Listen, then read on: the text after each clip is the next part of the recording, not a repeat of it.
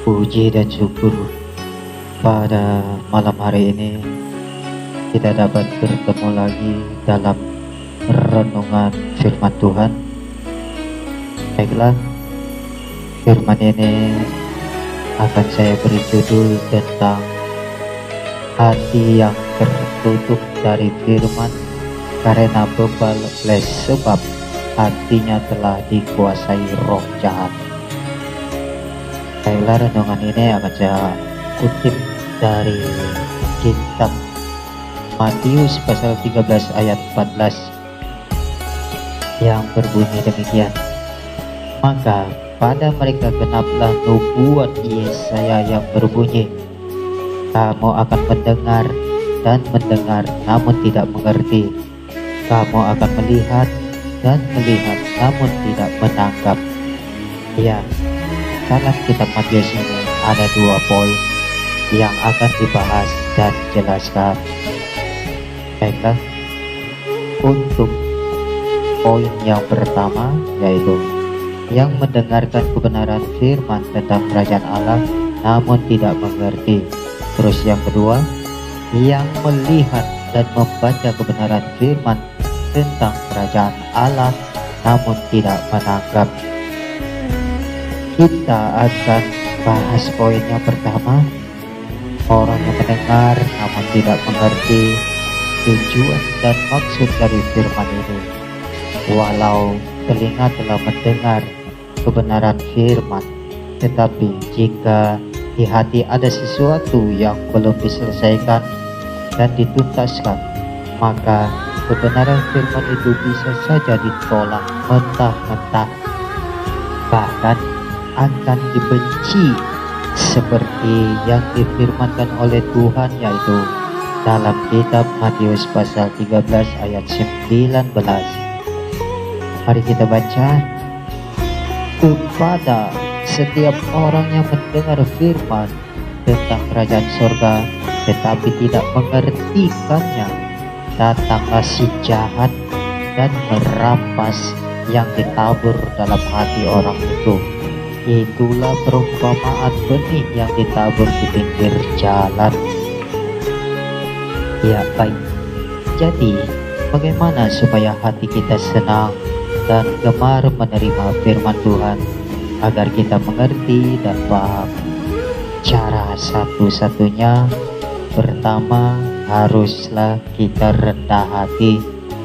Kemudian yang kedua, haruslah kita mengakui kesalahan-kesalahan kita di hadapan Tuhan. Kemudian yang ketiga, mari kita bertobat, artinya komitmen berjuang untuk tidak lagi mengulangi dosa tersebut. Dan yang terakhir, kita harus mengundang kuasa yang daripada Yesus Kristus Tuhan kita, yaitu ataupun Roh Kudus, untuk masuk di dalam hati kita, dan dialah yang akan menguasai hati kita. Maka kita akan berbuat dengan baik, tujuan untuk memenangkan keselamatan darinya yang telah Dia janjikan kepada kita. Ya, kemudian kita bahas untuk poin yang kedua, yaitu orang melihat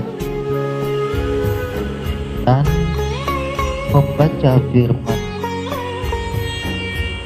tentang kerajaan Allah namun mereka tidak menangkap. Ya, orang demikian mereka mengetahui isi firman Tuhan, bahkan mungkin sedikit mengerti dan paham, tetapi disebabkan karena ajaran-ajaran dalam firman itu banyak larangan-larangan, yaitu dosa yang dibenci oleh Tuhan. Ya, kemungkinan di sini ada salah satu dosa yang dibenci oleh Tuhan.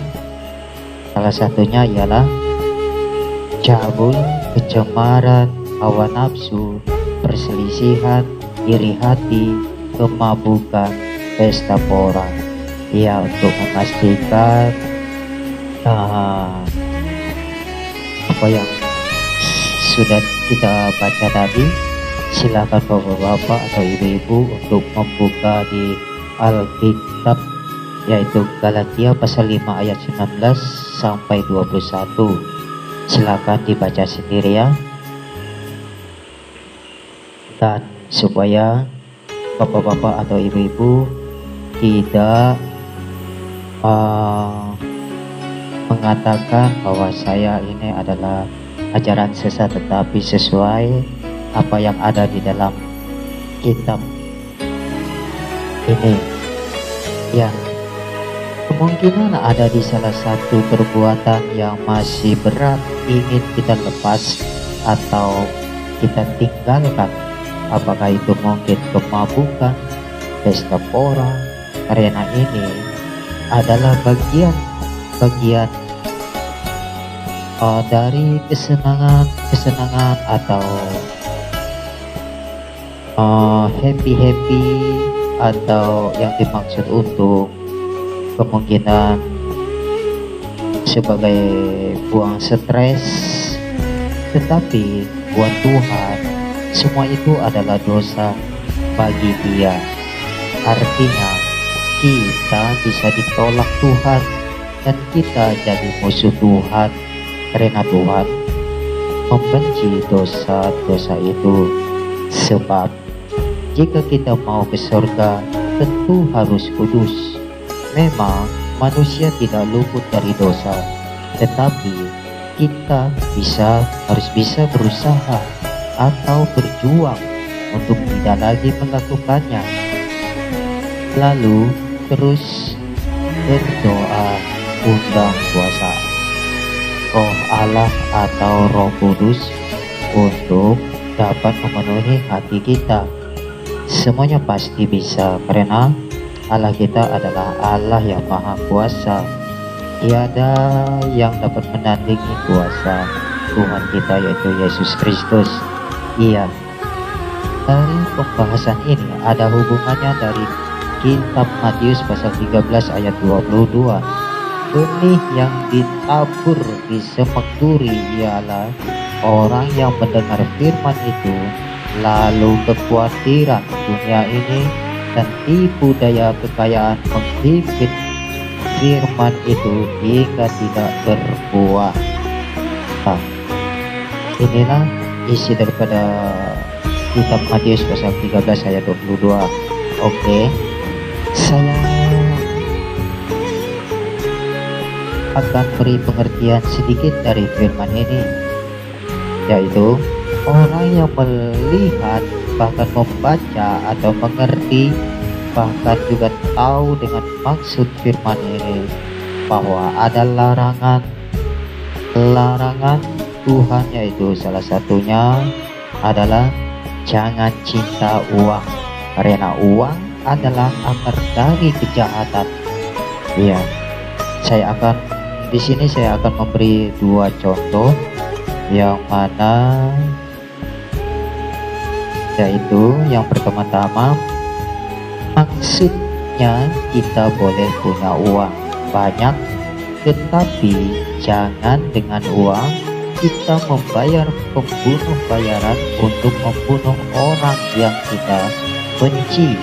Tetapi pergunakanlah uang itu untuk mendukung pelayanan Tuhan, pelayanan hamba Tuhan di gereja-gereja maupun di luar kota, bahkan di luar negara. Kemudian bantu orang-orang miskin, bantu janda-janda tua ataupun orang tua yang ada di panti jompo, juga untuk anak-anak yatim piatu.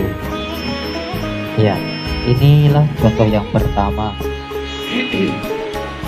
Kemudian kita akan melihat contoh yang kedua, yaitu andaikan hidup kita miskin atau sangat sederhana, kita punya niat atau keinginan untuk membeli motor, tetapi uang yang kita punya sedikit. Jangan karena ingin membeli motor lalu kita mencuri harta, uang, atau dengan cara merampas hak orang lain.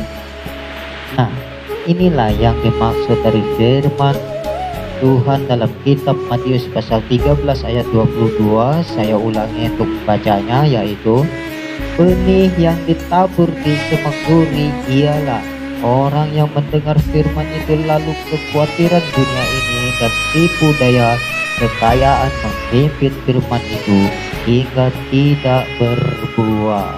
Ya, oke.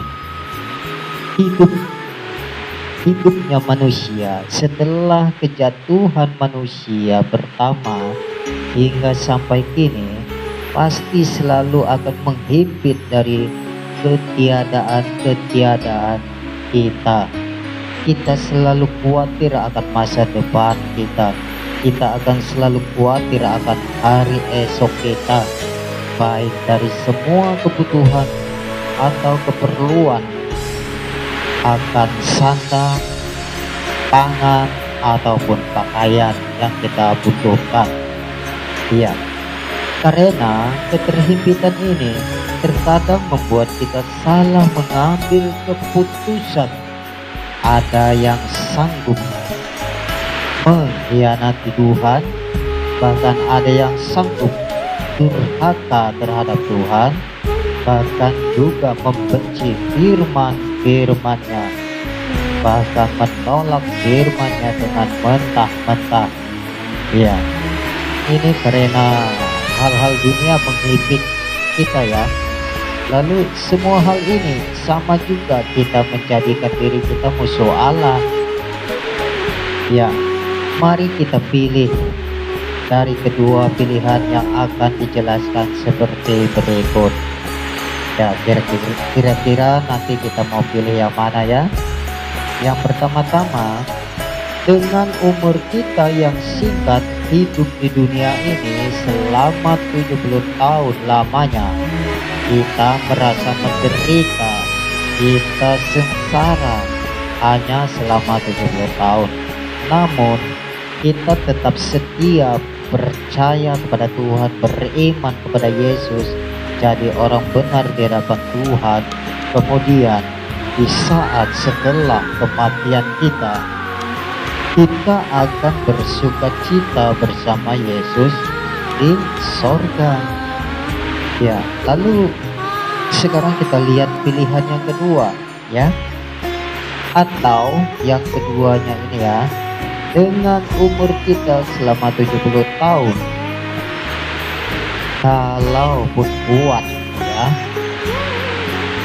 kalau kaya tetapi sombong, dengan banyak uang kita poya-poya, pesta pora, mabuk-mabukan, menghina, membunuh, tetapi pada akhirnya setelah kita meninggal lalu kita dilemparkan ke dalam api neraka kekal selama-lamanya. Ya, hanya 70 tahun kita merasakan kesenangan tersebut dan selama-lamanya akan tersiksa. Ya, ini pilihan buat Anda, saudara, dan juga saya. Ingat, cuma Tuhan Yesus yang dapat menyelamatkan kita. Baik, sebagai ayat penutup, mari kita buka firman Tuhan dalam kitab Markus pasal 13 ayat 10 sampai 13 yang berbunyi demikian. Tetapi Injil harus diberitakan dahulu kepada semua bangsa, dan ketika kamu digiring dan diserahkan, janganlah kamu khawatir akan apa yang harus kamu katakan, tetapi katakanlah apa yang dikaruniakan kepadamu pada saat itu juga, sebab bukan kamu yang berkata-kata, melainkan Roh Kudus. Seorang saudara akan menyerahkan saudaranya untuk dibunuh. Demikian juga seorang ayah terhadap anaknya, dan anak-anaknya akan memberontak terhadap orang tuanya dan akan membunuh mereka. Kamu akan dibenci semua orang oleh karena namaku atau Allah, yaitu firman Tuhan itu. Tetapi orang yang bertahan sampai kesudahannya, penghakiman, ia akan selamat. Ya, Bapak-bapak, Ibu-ibu, inilah firman Tuhan atau renungan pada malam hari ini. Biar firman ini juga dapat menjadi berkat bagi kita semua dan dapat merubah hidup kita semua. Ya, untuk penutup, mari kita berdoa. Allah Bapa, Allah Anak, dan Allah Roh Kudus, kami sadari bahwa kami selalu berbuat dosa saat kami bertobat, dan kami jatuh lagi karena surga bukanlah buat orang yang berdosa, tetapi buat orang-orang yang kudus, yang saleh, yang setia kepada Engkau tanpa dosa.